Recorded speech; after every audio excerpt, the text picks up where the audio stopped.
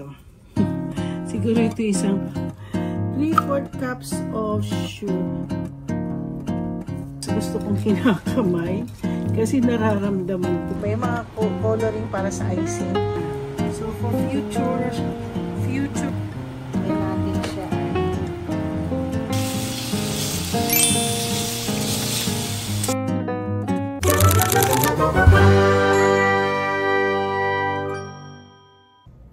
Good morning! Tingnan, madilim pa sa amin, no? Ano oras na ba? 6:35 na ng umaga. Kasi pag summer, spring and summer, nagiging maaga. Ngayon, madilim na kasi winter. So anyway, balak ko pag gumawa ng breakfast. Kailan ko i-marinate. Kasi hindi ako nag-marinate kahapon. Bakit? Ay, meron pala ako nakalimutan. Ito po, gagawa ako ng tawag nito, ng tocino. So, ang ginamit ko is yung pork shoulder blade.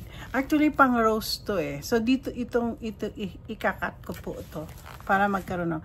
Ngayon, prepare ko lang muna yung mga ingredients. Okay, guys. Binili ko to. It's almost 3.4 pounds. So, konti lang ang kukunin ko dito kasi 3.4. Sabi, 2 pounds. Okay? So, I'm gonna slice this thinly. Magtatanggal po ako ng kahit man lang. Ito. Siguro ito isang 1.4. Grabe, no? Tansya-tansyahin na lang po natin. So, ito. So, mag-slice po ako ng thinly para sa ating pork tocino.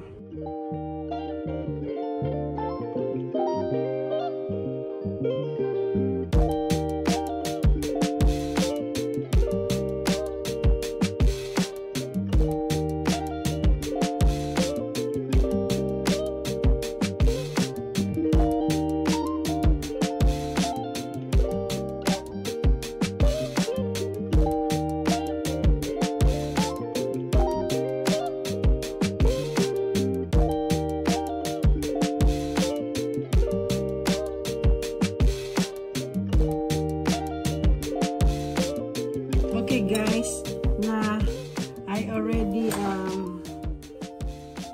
mga ganito kanipis lang, manipis-tipis ang aking ginawa. Okay, mag-imimix na tayo. Dito na yung 2 pounds ng pork, and then we'll put the 3/4 cups of ganito natin.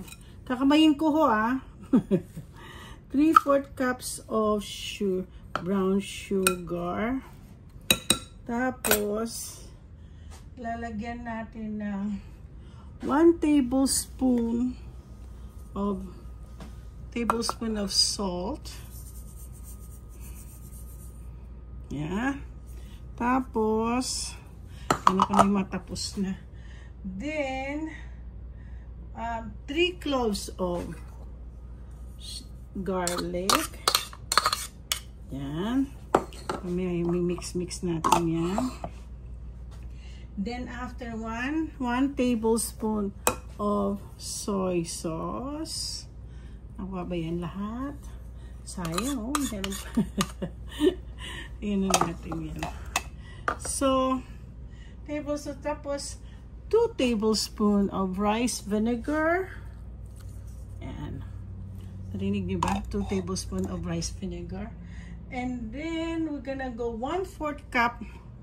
Oh, 1/4 cup. Hanap ako ng 1/4 cup. Sandali. 1/4 cup na any juice. Pero pinakamasarap kasi is pineapple juice. Okay. Tingnan natin. 1/4 cup. Po kasi ako pineapple. May pineapple kasi ako. So after that, I'm gonna drink this one with, kaya lang mataas ang sugar nito eh. So 1/4 cup. Basta tayo dyan. And then, oh, black pepper. Ay, wala pala ako noon. So, ang black pepper, finely ground, mga 1/2 tablespoon lang. So, lalagyan natin pa rin. Yan. Tapos, yan, isa pa. Sabi, rice flour. So, may rice flour po ako.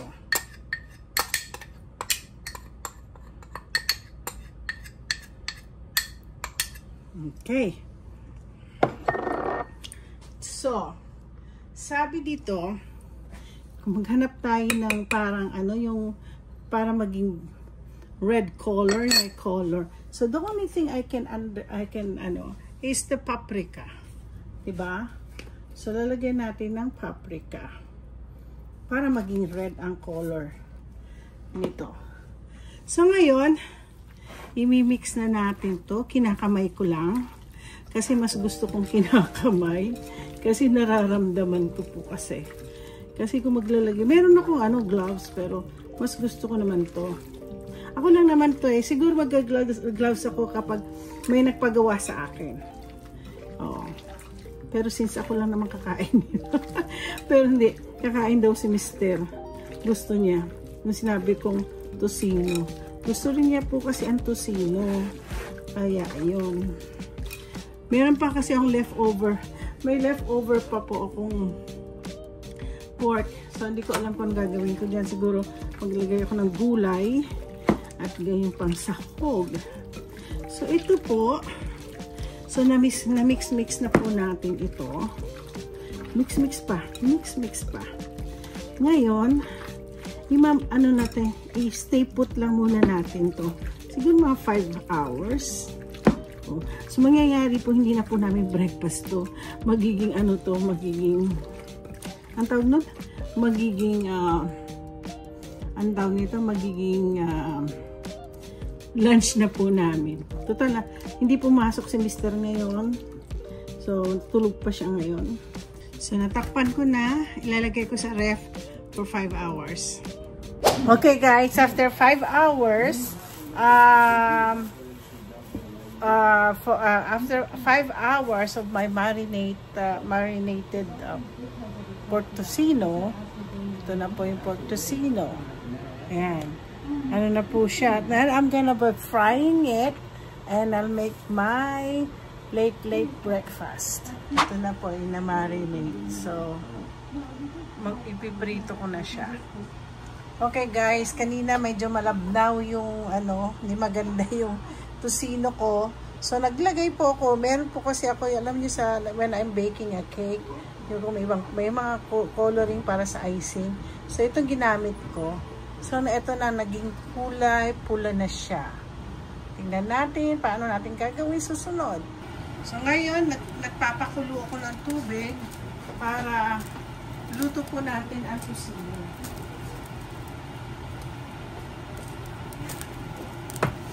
Yan. Inano ko ng ibang kulay kasi kanina malabnaw. Hindi siya masarap. So, ayan. Malalaki pala yung aking tawag nito, slices. So, ano gagawin ko sa ibang nito, kundi lalagay ko sila, i-freezer ko na. So, for future cooking, so, meron na akong tocino.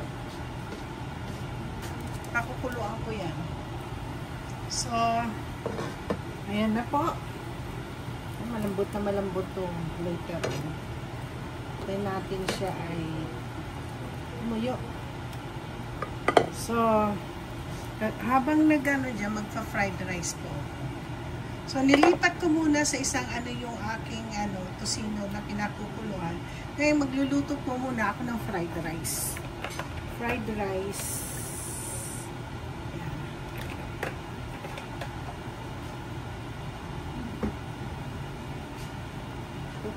Naman na siya. So, mag-ano ko ng garlic. Nagawa po tayo ng garlic rice. Aray po. Nag-twist na naman yung aking Lagyan natin ng garlic. Konti lang kasi konti lang yung kanin.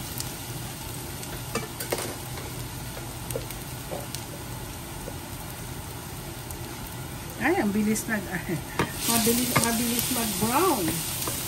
So, ilalagay ko yung leftover ko na fried rice. Yan.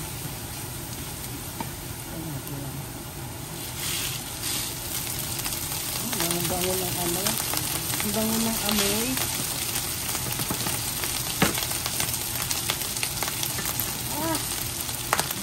Luto na natin po lahat. Sayang pa man din yung ano, yung tutong. Paborito ko talaga ang tutong. Simple lang po na fried rice.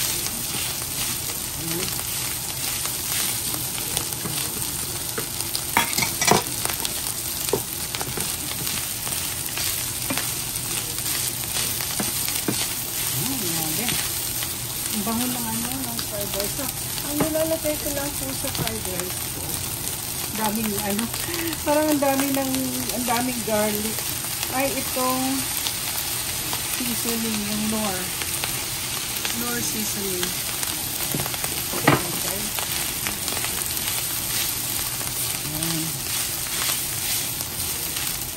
Lutong-luto na siya.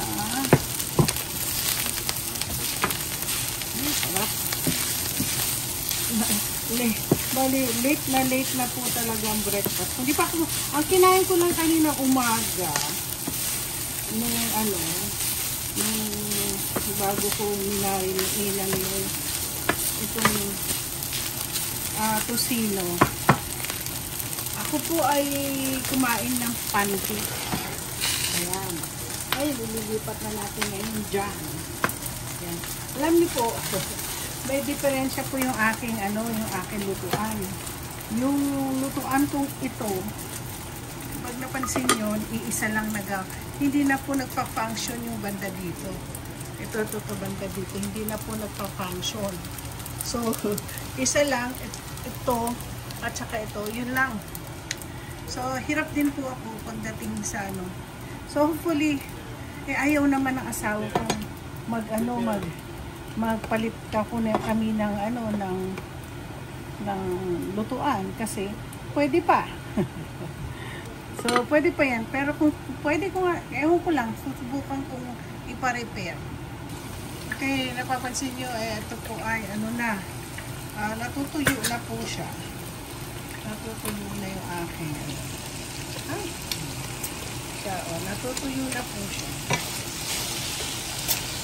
Lalagyan ko ng konting oil para ma-prito. Pero parang nagpiprito rin siya kasi may taba din naman po kasi ito.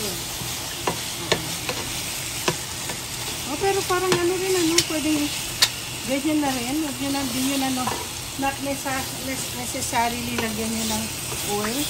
Kasi po ay nagluluto na po. Nagmamantika na nun. Ayan.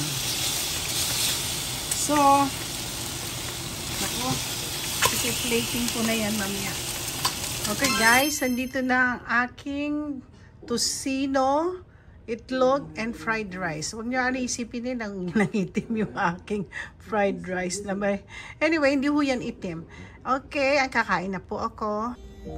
Okay, start na po ako kumain. Susubukan natin ang aking ang lalaki kasi ng aking slices. Ay, saan? Nagdala pala ako ng kutsilyo ko. Kaya hindi ko pinakain sa asawa ko. May gusto niya lagi may kutsilyo. So, tikman natin. Yes. Ngayon, meron na akong gawa na tocino. Tapos, alam niyo po, normally, mahilig lang talagang magluto. Ngayon ko lang na perfect yung aking tocino. So, marunong na maglongganisa. Ngayon, may request ako. Chicken tocino ni Sister Bim. At, ako ay magsha-shout out. Kasi alam niyo po, na-miss ko po. Nabatiin, di ba sinabi ko sa inyo yung mga kaibigan ko sa YouTube. So, sinabi ko na, kinama sila Maring, sila sina BFF Lulu, ay BFF Mayan, Maring Lulu, di sinabi ko lahat. Sa grupo namin may isa akong nakalimutan. Bakit ko ba naman lagi siya nakakalimutan? Ba't ko siya nakalimutan? Siya yung nag-request sa akin gumawa ng Egg Benedict. Tapos, hindi ko dapat siya makalimutan dahil siya yung lagi niya pinapanood yung aking yung sinasabi niya. So anyway, Sister Emily, siya yung ano ba yung pangalan mo dun sa sa Egyptian Sahara basta si Sister Emily yun. Oo, matagal na po kami, kumbaga sa kwan magkakilala lang po kaming lahat. May matawagan po kami, gano'n. So, kaya nga po natutuwa ako na naging kaibigan ko sila. Sila ang mga tunay na kaibigan na hindi kanila tatraidorin. Tatraidorin. They will not backstab you. But, instead, nakikiramay kami sa isa't isa. So, guys, I hope natutunan nyo kung paano kumain itong tong tusino. Siyempre, alam nyo kumain ng tusino. Kakain ko nga tusino with rice. Sabila na kasi masyadong nagra-rice ngayon. Pero, garlic rice ko. May itlog pa ako eh. Nagyan ko ng itlog. Okay. Guys, don't forget to like and subscribe. And susunod, meron po akong susunod na i-vlog ngayon. Wala naman, nasa loob lang po ako ng bahay. So, thank you very much for watching this vlog. Thank you.